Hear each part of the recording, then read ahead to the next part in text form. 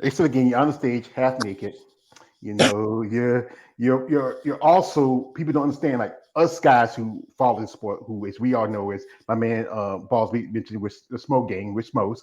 We don't see that. We see y'all. You're up there. You're buff. You're shredded. You're glistening. But we don't understand what it took you to get there. Starvation, dehydration.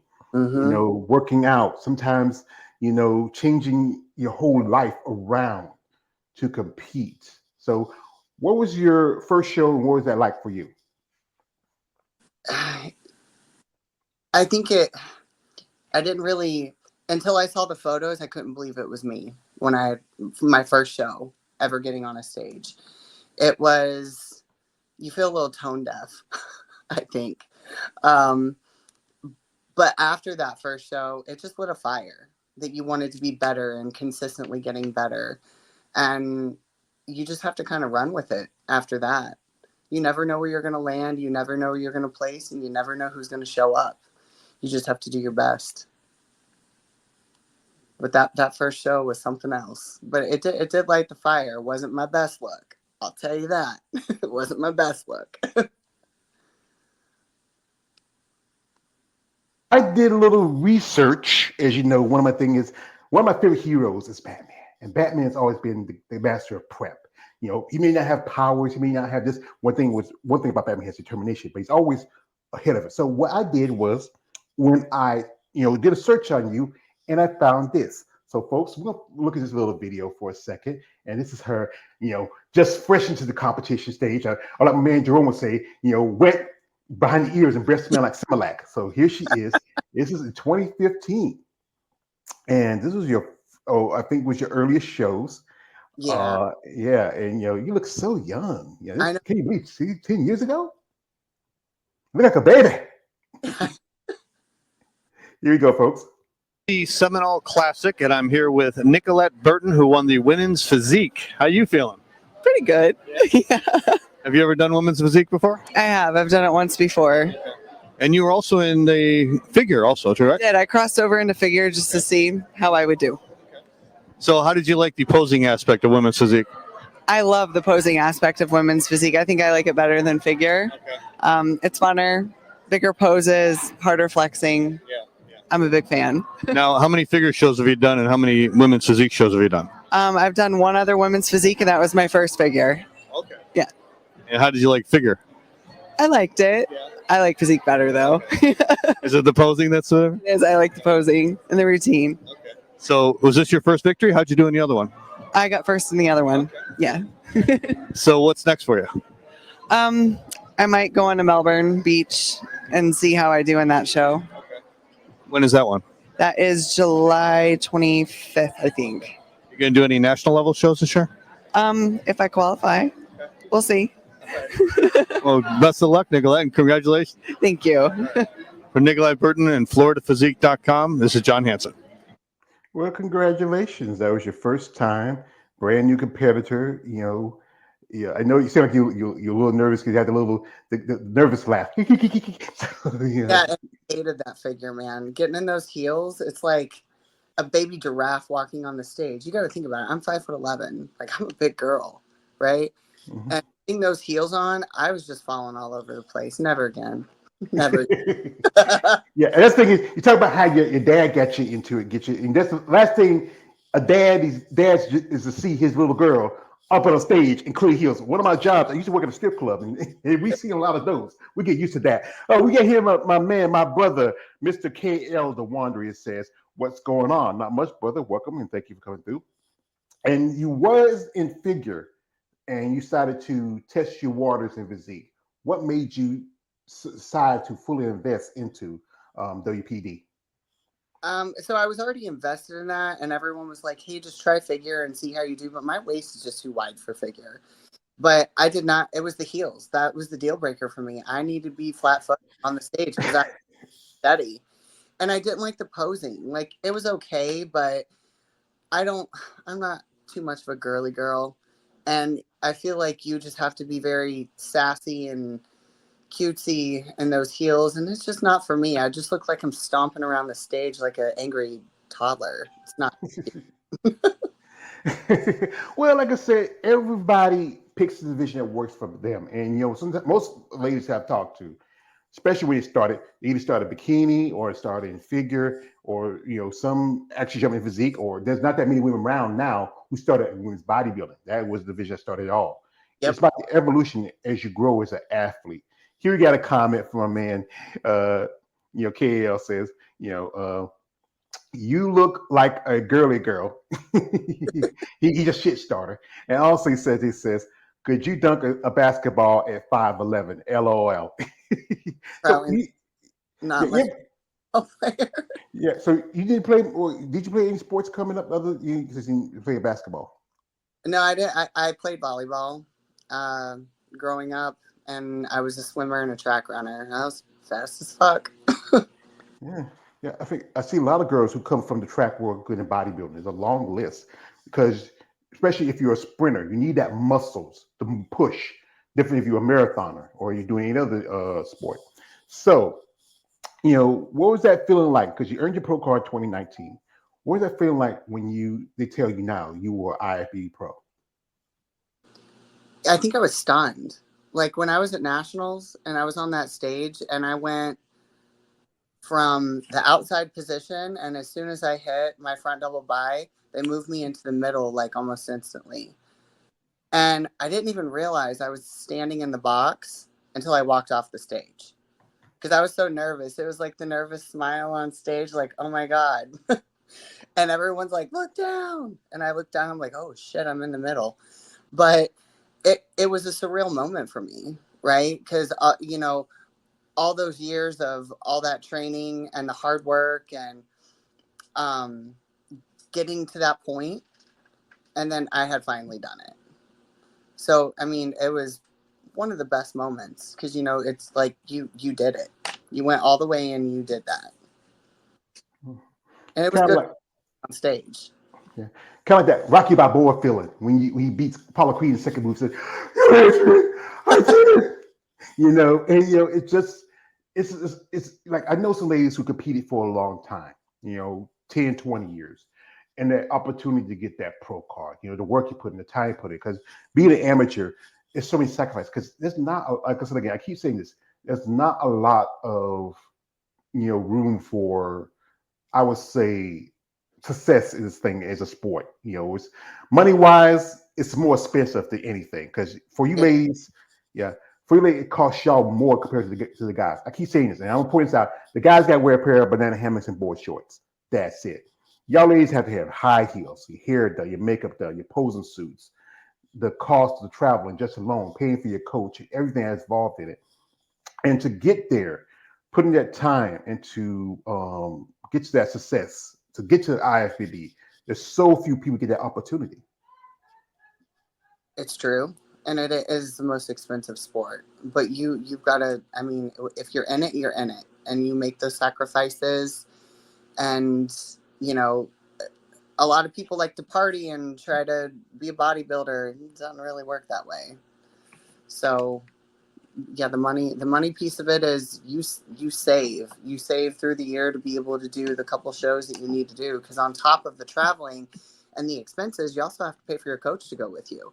So you're paying for his time, you're paying for his airline ticket, hotel room, all of it. I had a friend of mine. We were talking about this.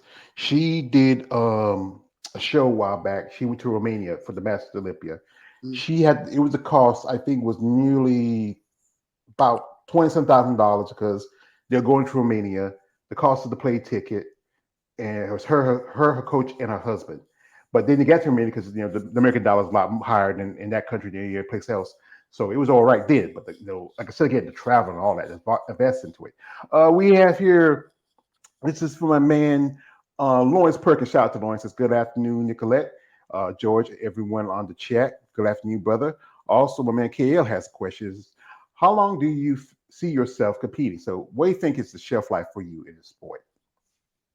I don't know. I'm just gonna go until I'm done, and I'm not done yet. So I mean, there's women that compete high into their 50s and 60s. So I don't think you can ever put a shelf life on yourself because age is just a number. Yeah, because this is what it's about. Why I talk with some of you ladies? It's not about, as you know, you just said again, you were in track and field. It's not about a race. It's about a marathon. You Mhm. want to able to last as long as you can. Because sometimes some people they do things, especially younger competitors, younger people, they like to do things quick, fast, in a hurry. Mhm. And that thing doesn't work because you do that, you miss out some steps. Then you might just burn yourself out a lot quicker. I mean, it's tough. Like I said, your training work. Like what when you're training, what's the thing that you feel like you need to work on the most? Especially as you know, the judges give you feedback from the Yep. shows. What thing you feel like? Because Sandy was at the judge at the Kalash. I know some ladies talked to her, and she's a pretty good lady when it comes to that. So my feedback was I'm wide enough in the back because I have a really big structure just because of my height and stature, like in general. But I need some more growth on the legs, and I need some more density and thicker muscle bellies in the back. And she said to come in just a little bit tighter. Yeah, that's a good critique. She is a top shelf competitor, not top shelf judge in the sport. You have here from a man, KL says it's about a choice. So the sacrifices you go through comes with it. You can accept it or not. That's true. Some people accept it, but sometimes it's so much too. Because like I said, you have a son. How old is your boy? He's 20. Boy, he's about to be a man now. Yeah, he's still living with you. Oh yeah, he goes to college. I was living for my mom for a long time. A boy's best friend is his mother. You know that, and it's you were raising a child, compete because you earned your pro card in 2019. Why it took you so long? Because some people might take 2-3 years before they make their debut. You pretty Okay, much near yeah. yeah, so I I took a I needed to take a break, and I knew that I needed that, but I focused on my career a little bit more and what I do in my everyday life. Um, I wasn't going to sacrifice that, so I built that, and then I went back to competing. And what do you do? Because if people don't know, because I know, but for those people who don't know about you, what do you do for a living? So I'm a nurse, but I'm a pediatric hospice nurse. So I manage a team of nurses, and we take care of little kids in their last days. It's just sad. I mean, babies. It It's breaks. Yeah, yeah. Because my mother, she was. hmm, Yeah, my mother was in hospice for a bit, but she usually recovered pretty good. And that's tough work. To I don't know. It's like seeing that. I don't know if I could take it. I know you, especially you being a mom and watching. I don't know if I could.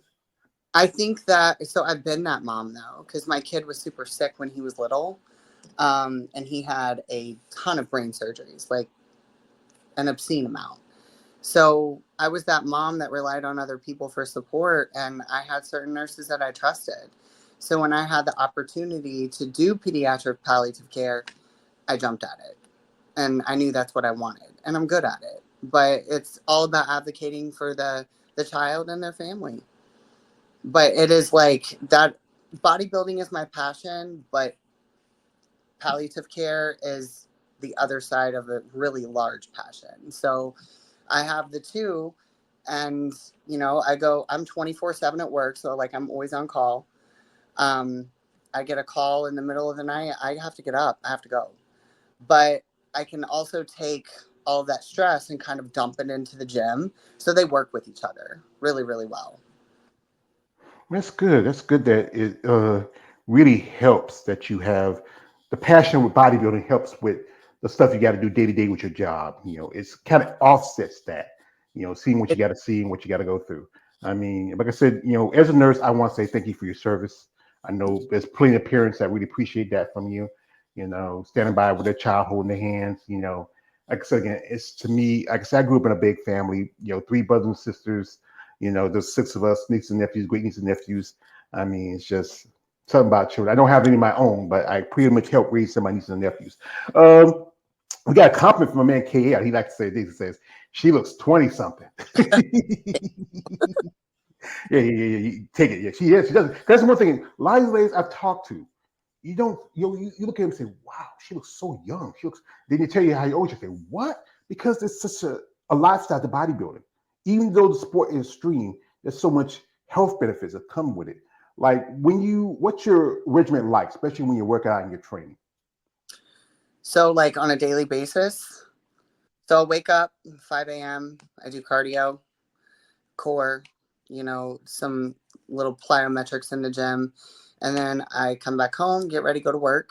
And I work until about 5:30. Come home, get ready for the gym again so I can actually lift. I do a little bit more cardio, and I usually lift with my kid.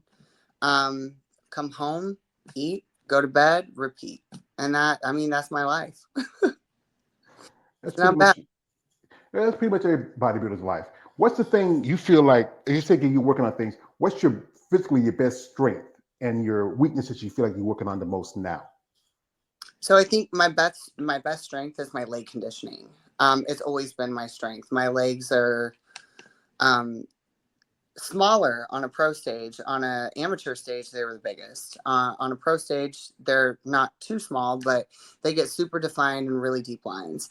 I think that my backs come up a lot, but the weaknesses are glutes that I need to bring up, and shoulders and the thickness in the back. That's like where like the biggest amount of time is going to be spent in the off season, and it's not going to be a real long off season, honestly, because we're going to be right back at it at the beginning of the year, because I intend to do the Louisiana Pro. Louisiana Pro. Mm-hmm. You sure? We talking about the Ultimate Classic? Mm-hmm. Yeah, because I think that's in Shreveport. Yeah, it's Louisiana. Yeah, okay, yeah. That's because last year there was St. Louis Pro, but they dropped it for the lineup. Not gonna carry women's physique. There's quite a few shows. You're in, like I said, you're in Florida. There's a lot of shows around. You have Tampa. You have the Clash. There's Atlantic Coast. Well, Clash 1 year from when I was doing. We won't have Physique again next year. Gonna have it next year? No. Wow. So that's surprising. Yeah. Or, I heard it was just a one-time thing. What was the point to even have? It's gonna be a one-time thing. That was just a waste. That really. I think that really takes somebody's team and say, "Hey, that's what I can do next year," and then, "Hey, we don't have it next year." Oh God, what the hell? You just you got my hopes up, And then you have something like this is people. You know me now. I have an issue with somebody. I respect her as a competitor. I follow her. But I have an issue when you have one of the top level competitors compete in a show like that, who's already qualified. I know you competitors usually it's about competition, but I don't know. And some ladies talk to me behind the scenes say, "Hey man, this is just not fair. It's just not. It's like the chips against us." And now you're not gonna have it back next year. So what's the point? So folks.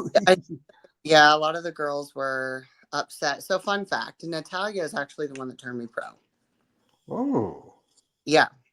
And as an athlete, being backstage with Natalia, super cool. But she is very supportive of the girls backstage. So it's different to see her in that type of light when you're competing against her. Because she's so kind, right? I know a lot of the girls were like, yeah, we're all toast. Like, we all knew that. It was what it was. But, as a pro athlete, right, you compete and you collect checks, right? And sometimes that's how a lot of the bodybuilders make money. And she's just doing her thing, man. You can't even fault her for it. Her physique is insane.